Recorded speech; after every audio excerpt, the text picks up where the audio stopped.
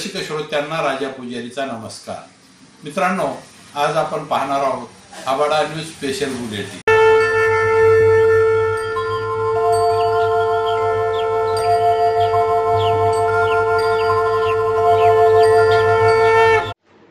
संतश्रेष्ठ काशीबा महाराज हे गुरव समाजाचे आराध्य दैवत, पंढरपूरच्या सावळ्या परब्रह्माचे निशिम उपासक. सोलापूर जिल्ह्यातील अरणभेंडी ही त्यांची जन्मभूमी आणि कर्मभूमी. माळी समाजाचे श्रेष्ठ संत सावता माळी यांचे ते सहकारी. सावता महाराजांना शेतातील मुळा, कांदा, भाजी या व्यवसायातच विठ्ठल सापडला. यावेळी त्यांच्या मुखातून जे अभंग बाहेर पडले ते लिहून काढण्याचे काम संत काशीबा महाराजांनी केले. पण लेखन आणि वाचनात तरबेज असणाऱ्या संत काशीबा महाराजांनी स्वतःचे काही अभंग लिहिलेले असतीलच, ते अभंग कोठे आहेत याचे संशोधन होण्याची गरज आहे. या उपेक्षित संतांचे साहित्य प्रकाशात येण्यासाठी संशोधनाची गरज आहे. काय म्हणाले ज्येष्ठ पत्रकार ससो खंडाळकर. टाळ्यांनी वाजवासाठी 8 मार्च हा जागतिक महिला दिन म्हणून साजरा करण्यात येतो. महिलांविषयी आदर आभार व्यक्त करण्यासाठी दरवर्षी 8 मार्च हा दिवस जागतिक दिन म्हणून मोठ्या उत्साहात, जल्लोषात आणि आनंदाने जगभरात साजरा करण्यात येतो. हिंदवी स्वराज्याची प्रेरणा दिली जिजाऊंनी शिवरायांना भारी. सगळे आनंदला जमलो. काशीबा महाराजांची तिथे समाधी आहे. सावता महाराजांचे अभंग त्या ठिकाणी काशीबा महाराजांनी लिहिलेले. तुम्हाला आठवत असेल की एक लोकप्रिय ते अभंग आहे, अवघी उठाई माझी कांदा मुळा भाजी अवघी उठाई माझी. हे सुंदर अभंग ते सावता महाराजांचं कदाचित काशीबा महाराजांनी लिहिलं असेल. पण हे संत उपेक्षित आहे. ज्यांनी अभंग लिहून लिहिले ते तुकोबा महाराजांचे जगनाडे महाराज असतील, सावता महाराजांचे काशीबा महाराज असतील, किंवा ज्ञानेश्वरी लिहिणारे महाराज असतील, संत ज्ञानेश्वरांचे, यांचे मंदिर नाही, यांचा उपयोग नाही. ही किंबहुना ते ज्या समाजातून आले त्या समाजालाही माहीत नाही. काशीबा महाराजांचं असंच झालं, गुरु समाजालाच माहीत नव्हते साहित्य. आता आम्ही 2010 पासून आम्ही संतोष गुरु त्या ठिकाणी एकत्र आलो. ती समाधी वाकडी झालेली होती. आता नवीन शोध लागला की म्हणाले गोपाळपूरला, पंढरपुरात काशीबा महाराजांची समाधी आहे. ठीक आहे, आपण दोन्ही समाजांना वंदन करायला जाऊ. त्या निमित्तानं पंढरपूरची वारी करून देऊ. तुम्ही यायला तयार आहात का?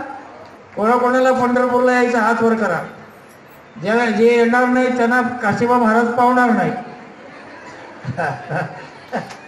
ठीक आहे. तर या संतांच्या बद्दल मी आज दुपारी हरिभक्त परायण विष्णू महाराजांशी बोललो. महाराज म्हटलं, काशीबा महाराजांवरचं संशोधन चालू ठेवा. त्यांचे अभंग शोधून काढा, त्यांचे श्लोक शोधून काढा, आणि प्रत्येक कीर्तनकाराने काशीबा महाराजांचं कीर्तन केलं पाहिजे. स्वतंत्र कीर्तन. काशीबा महाराज काय होते, काशीबा महाराज किती सुशिक्षित होते, काशीबा महाराजांनी किती ही जनतेची सेवा केली, सावता महाराजांची सेवा केली. तर आता गुरव समाजाची जी अस्मिता म्हणजे काशीबा महाराज. आजकाल काय झालेलं आहे की संतांच्या नावाने समाज ओळखले जातात. जर गुरव समाज ओळखायचा असेल तर हे मानवतेचे पुजारी असलेले आपले संत आहेत, समतेचा संदेश देणारे संत आहेत. त्यांच्या नावाने आपण मग जय काशीबा हा नारा द्यायचा.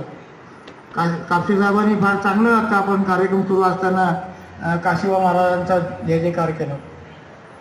दुसरं, जे गुरव क्रांतिगीत तुम्ही ऐकलं त्याला अजून आपण व्यवस्थित करू. पण ते आपल्याच कलावंतांनी, आपल्याच समाजातल्या गायकांनी गायलेलं आहे. बजू आता कुठे, हा म्हणजे महादेव खंडाळकरांचा मुलगा स्वप्नील खंडाळकर, याची ती सगळी फोटोग्राफी आहे. बोल मंगला काळे यांची आहे. त्यांच्या जावयाने निरंजन बालेरावांनी त्याच्यामध्ये बासरी वाजवलेली आहे. माझा आग्रह आहे की लग्न कार्यालयामध्ये गुरव समाजाचा कुठलाही कार्यक्रम सुरू होताना हे गुरव क्रांती गीत वाजवलं पाहिजे आणि त्याच्यावर डान्स सुद्धा तुम्ही केला पाहिजे, फालतू गाण्यांवरती न करता. बरोबर आहे ना? हा, याच्या ठळी टाळ्या वाजवल्या पाहिजे.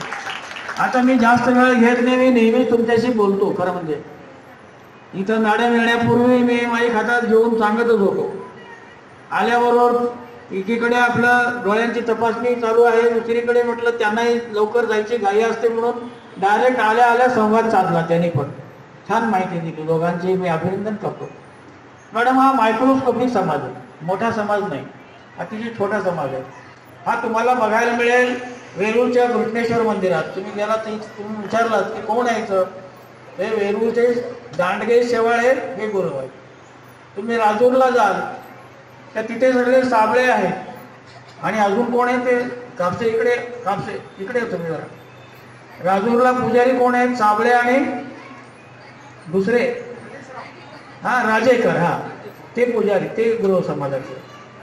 छोट्या छोट्या मंदिरांमध्ये गावगाड्यामध्ये एखादं मंदिर असतं, कधी ते महादेवाचं असतं, कधी विठ्ठल रुक्मिणीचं असतं, कधी हनुमानाचं असतं. तिथला पुजारी म्हणजे गुरु. तो बारका आहे, म्हणजे 12 खेड्यामध्ये एखादं गाव असेल तिथं मंदिर असेल तर गुरु. पण हे गुरुवांची एक मोठी गंमत आहे. ते म्हणतात आम्ही ब्राह्मणांचे गुरु. ते ब्राह्मण त्यांना जवळ करतात, सगळे अधिकार त्यांना आहे, त्यांना काहीच मिळत नाही.